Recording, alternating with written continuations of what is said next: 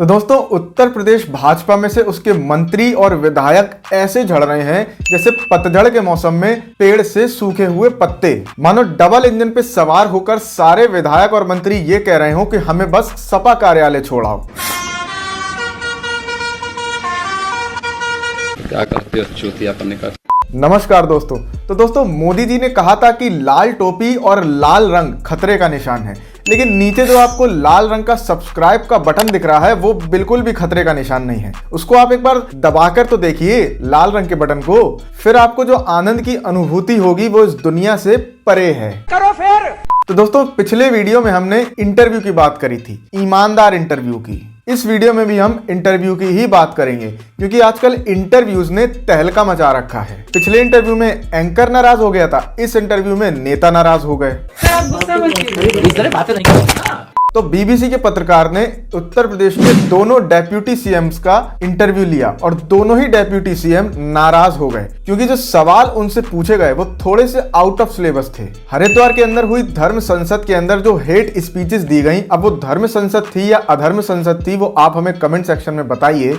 वो जो धर्म संसद थी उसके अंदर जो हेट स्पीचेस दी गई थी, उसके ऊपर जब दोनों ही डेप्यूटी सीएम से सवाल पूछा गया तो दोनों ही नाराज हो गए। जिसको करना है वो करेगा। वहाँ कोई नरसंहार की तो बात नहीं होती है, यहाँ भी कोई नरसंहार की बात नहीं होती है। ये तो वीडियोस हैं सर हरिद्वार। मैं नहीं जानता किस वीडियो की आप बात कर रहे हैं। आप सवाल जो लेकर के आए हैं, आज चुनाव को लेकर के आए, आप चुनाव को लेकर के आए कि आप दूसरे विषय को लेकर के आए? नहीं, मैं तो चुनाव की बात ही कर रहा हूं। तो आप चुनाव की बात करो। ये सब चुनाव के आसपास ही हो रही है, इर्द गिर्द नहीं, ऐसा नहीं। आप हर चीज को ऐसे मत जोड़िए। आप पत्रकार की तरह बात करिए। आप ऐसे नहीं, आप पत्रकार की तरह बात नहीं कर रहे हैं। मैं बात नहीं करता आपसे। नहीं नहीं नहीं नहीं नहीं, हम लोग इलेक्शन पे बात कर रहे हैं। सर आप गुस्सा ना हो प्लीज। सर आप गुस्सा मत कीजिए। इस तरह बातें नहीं करना। नहीं, मैं ऑफ कर मतलब केशव प्रसाद मौर्य तो माइक वाइक फेंक के चलते बने। केशव प्रसाद मौर्य ने सिर्फ इंटरव्यू ही नहीं छोड़ा, बल्कि इस इंटरव्यू को डिलीट भी करवाया उसी समय। वो तो बीबीसी ने बाद में इस इंटरव्यू को रिकवर करवा लिया और इंटरनेट पर डाल दिया। सर आप गुस्सा मत कीजिए। इस तरह बातें नहीं करना। मतलब यार, ये बीबीसी वालों की साजिश है इनको बदनाम करने की। ऐसे कोई लास्ट मिनट पे क्वेश्चन पेपर चेंज करता है क्या? दोस्तों, ये हालात, ये सीन्स हमें बार बार देखने को मिलते अगर बाकी 99% जो मीडिया है वो ईमानदारी से काम करता। ईमानदारी से मतलब मानो दोनों ही डेप्यूटी सीएम उत्तर प्रदेश के प्रधानमंत्री जी का इंटरव्यू देख कर आए हों। Gujarat to continue. It's in your hands to change it. I'll have to rest. Water. पानी आपके पीछे। या हो सकता है इनमें से कोई भी एक आगे जाके भारत का प्रधानमंत्री बन जाए। दोस्ती बनी रहे, बस दोस्ती बनी रहे, अपनी दोस्ती बनी रहे। कल देखो, मैं दोस्ताना संबंध बनाना चाहता हूँ, आप उसको कोशिश कीजिए। मुझे एक चीज समझाएं sir. I am not talking about doing anything wrong. I am saying why can't you correct the. दोस्तों, डेमोक्रेसी के चौथे स्तंभ मीडिया को इतना हल्का, इतना सस्ता बना दिया गया है। ये नेता मीडिया को इतना हल्का समझते हैं तो सोचिए जनता का क्या हाल होगा। और हो भी रहा है। प्रधानमंत्री किसान निधि और कुछ पेंशन के पैसे निकालने के लिए उत्तर प्रदेश के सीतापुर जिले के बिस्वा गांव में एक सरकारी बैंक के बाहर इतनी जबरदस्त लाइन लग गई कि क्या कोविड और क्या कोविड के प्रोटोकॉल, क्या सैनिटाइजर और क्या सोशल डिस्टेंसिंग। वे लूट रहे हैं सपनों को, मैं चैन से कैसे सो जाऊं। वो बेच रहे हैं भारत को, वो बेच रहे हैं भारत को।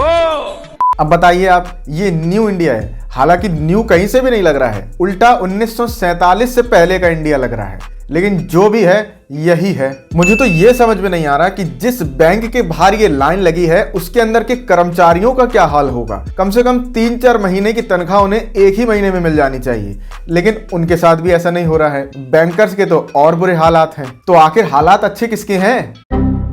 दोस्तों, सिर्फ धर्म संसद ही नहीं, इसके अलावा भी जब दूसरे मुद्दों पर सवाल पूछे गए तो भी इनसे जवाब देते नहीं बना। फिर चाहे वो अखबारों में आ रहे फ्रंट पेज के एड के बारे में हो या मुस्लिम तुष्टीकरण के बारे में। बीसी हरिद्वार के अंदर और फिर रायपुर के अंदर भी इसमें जिस तरीके से मुसलमानों के नरसंहार की बात की गई, तो ये अधर्म संसद ज्यादा लग रही थी ना कि धर्म संसद। आप हिंदू धर्माचार्यों की बात क्यों करते हो? आप बाकी धर्माचार्यों के द्वारा क्या क्या बयान दिए गए, उनकी बात क्यों नहीं करते हो? यति नरसनन गाजियाबाद में डासना के हैं, अन्नपूर्णा जो हैं वो अलीगढ़ की हैं। तो मतलब ये लोग जो जिस तरीके का माहौल बनाने की कोशिश करते हैं, कोई माहौल नहीं बनाने की कोशिश करते। जो सही बात जो लोग होती कहते है हैं कि- या जो उचित बात होती है, जो उनके प्लेटफार्म पर उचित लगती है, वो कहते होंगे। मतलब मानो हर नेता को आदत हो गई हो कि भैया इससे बाहर सवाल न आएंगे तो हम जवाब नहीं दे पाएंगे। सारे ही नेताओं को बस एक ही तरह के टॉपिक पर इंटरव्यू करने की आदत है, वो ही पुराने।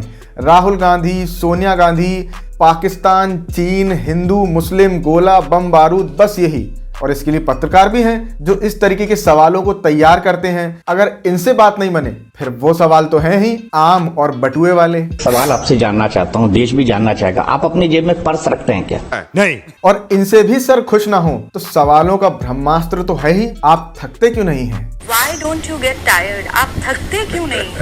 कुछ भी मतलब अब तो सिर्फ ईमानदार अंजना ही बची है इनका इंटरव्यू लेने के लिए, वरना उसके अलावा कोई ऐसा पत्रकार पहुंच गया तो ये बस आपको माइक फेंकते हुए ही नजर आएंगे। सर आप गुस्सा मत कीजिए। इस तरह बातें मतलब मानो दोस्तों कि इनको ये भी बताया जाता है कि अगर इस तरीके के पत्रकार आपसे सवाल पूछें तो आपको क्या जवाब देना है। दोनों ही डेप्यूटी सीएम्स का लगभग सेम जवाब रहा कि आप एक एजेंडे के तहत आए हैं और आप किसी के एजेंट हैं। आप पत्रकार की तरह बात करिए। आप ऐसे नहीं, आप पत्रकार की तरह बात नहीं कर रहे हैं।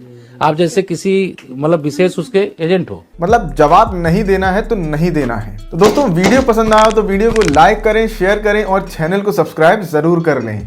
तो ऐसे सवालों को करने के लिए देखिए, एक तो बेसिक ट्रिक है, एक तो लाइक और शेयर ठोक दीजिए, महाकाल का लाइक और शेयर ठोक दीजिए। पूरा साल मेहनत करता हूं आपके लिए बेटा, ऐसा नहीं चलेगा, ऐसा नहीं चलेगा।